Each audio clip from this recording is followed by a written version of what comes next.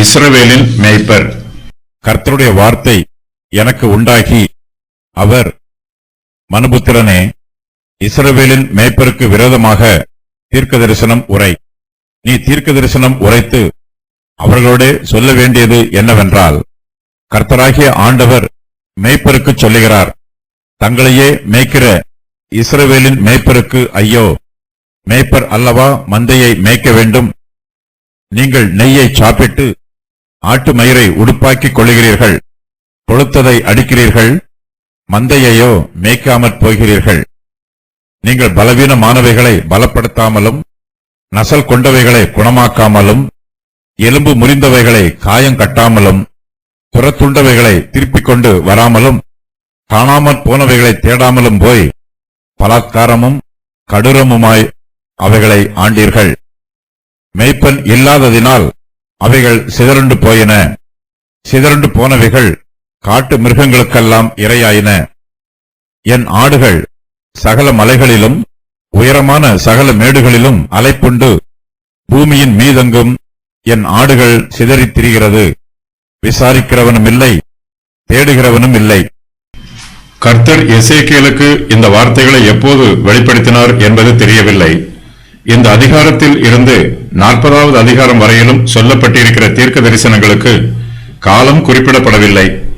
கர்த்தர் எசேக்கியேலிடம், மனுபுத்திரனே, இஸ்ரவேலின் மேய்ப்பருக்கு விரோதமாக தீர்க்க தரிசனம் உரை என்று சொல்லுகிறார்.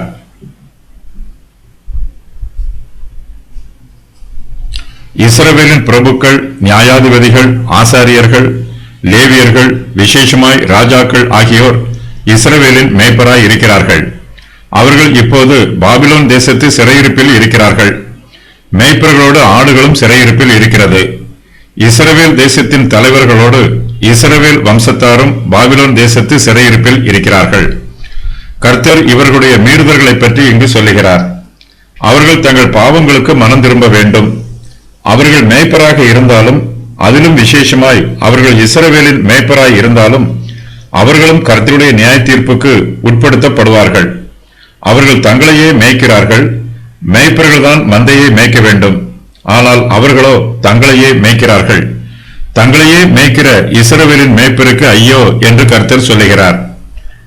கர்த்தர் இஸ்ரவேலின் மேய்ப்பருக்கு விரோதமாக 2 குற்றச்சாட்டுக்களை சொல்லுகிறார்.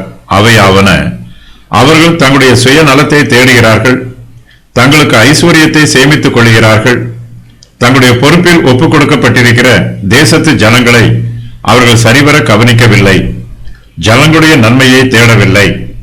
மேய்ப்பர்கள் மந்தையை மேய்க்க வேண்டும். இதுவே மேய்ப்பரிடத்தில் ஒப்புக் கொடுக்கப்பட்டிருக்கிற ஊழியம். ஆனால் மேய்ப்பர்கள் தங்களுடைய ஊழியத்திற்கு உண்மை உள்ளவர்களாய் இல்லை. தாங்கள் செய்ய வேண்டிய ஊழியத்தை வஞ்சிக்கிறார்கள். அவர்கள் மந்தையை மேய்க்காமல் தங்களையே மேய்க்கிறார்கள். தாங்கள் ஆசைப்பட்டது எல்லாவற்றையும் அனுபவிக்கிறார்கள். தங்களுடைய மாம்சத்தின் இச்சைகளை நிறைவேற்றுகிறார்கள்.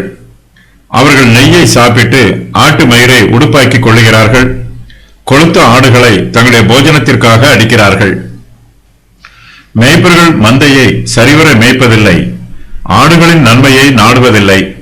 அவர்கள் ஆடுகளுக்கு பிரயோஜனமாக எதையும் செய்வதில்லை. அவர்கள் மந்தையை மேய்க்காமல் தங்களையே மேய்த்துக் கொள்கிறார்கள். ஆடுகளுக்கு போஜனம் கொடுக்காமல் தாங்களே பெருந்தீனி உண்கிறார்கள்.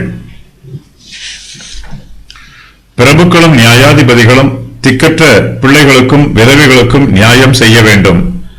ஆதரவு இல்லாதவர்களுக்கு ஆதரவு கொடுக்க வேண்டும். ஆனால் இவர்களோ தரித்திரரை கவனிப்பதில்லை. ஆசாரியர்கள் சத்திய வசனங்களை உபதேசம் பண்ணுவதில்லை. கர்த்தருடைய வார்த்தைகளையும் அவருடைய பிரமாணங்களையும் சரியாக புரிந்து கொள்ளாத பாமர ஜனங்களுக்கு ஆசாரியர்கள் வேத வசனங்களை கற்றுக் கொடுப்பதில்லை. தேசத்திலே அநியாயமும் அக்கிரமமும் அதிகரிக்கும் போது கர்த்தருடைய ஊழியக்காரர்கள் தேவனுடைய நாமத்தினாலே அவர்களை எச்சரிப்பதில்லை. மேய்ப்பர்கள் பலவீனமான ஆடுகளை பலப்படுத்துவதில்லை, நசல் கொண்ட ஆடுகளை குணமாக்குவதில்லை, எலும்பு முறிந்தவைகளை காயம் கட்டுவதில்லை. துஷ்ட மிருகங்கள் மந்தையில் உள்ள ஆடுகளை துரத்தி விடுகிறது. மேய்ப்பர்களோ துரத்துள்ள ஆடுகளை திருப்பிக் கொண்டு வருவதில்லை.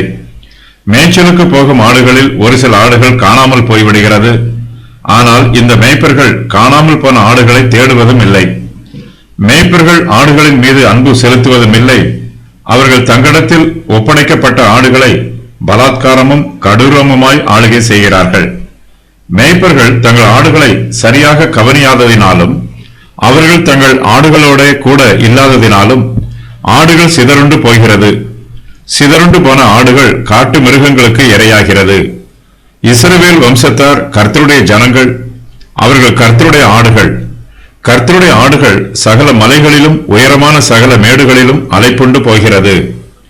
அவைகள் பூமியின் மீதெங்கும் சிதறி திரிகிறது. அவர்களுக்கு நியமிக்கப்பட்ட மேய்ப்பர்களோ அவர்களை விசாரிப்பதும் இல்லை. அவர்கள் காணாமல் போகும்போது அவர்களை தேடுவதும் இல்லை.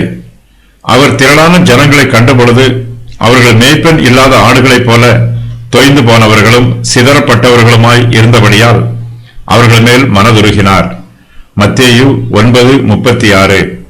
வேதபாரகரும் பரிசேயரும் மோசேயின் ஆசனத்தில் அமர்ந்திருக்கிறார்கள். ஆனால் இஸ்ரவேல் வம்சத்தாரோ மேய்ப்பன் இல்லாத ஆடுகளைப் போல இருக்கிறார்கள். நிறைவேறிய முன் அறிவிப்பு.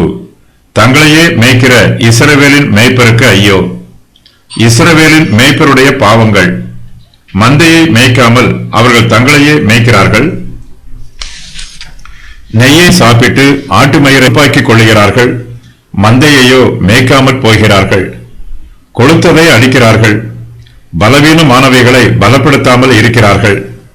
நசல் கொண்டவைகளை குணமாக்காமல் இருக்கிறார்கள். எலும்பு முறிந்தவைகளை காயம் கட்டாமல் இருக்கிறார்கள். துரத்துண்டவைகளை திருப்பிக் கொண்டு வராமல் இருக்கிறார்கள்.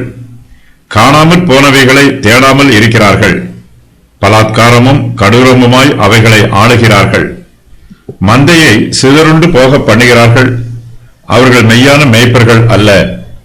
மந்தைகள் அழிவதற்கு காரணமாய் இருக்கிறார்கள். அவர்கள் மந்தையை பாதுகாக்கவில்லை. மந்தையின் உண்மையான நிலைமையை அறிந்து கொள்ளவில்லை. சரீரத்தை சொஸ்தமாக்குவது தேவனுடைய சித்தம். ஒரு சில நிபந்தனைகளுக்கு உட்பட்டு கர்த்தர் மனுஷருக்கு சரீர ஆரோக்கியத்தை வாக்கு பண்ணி இருக்கிறார்.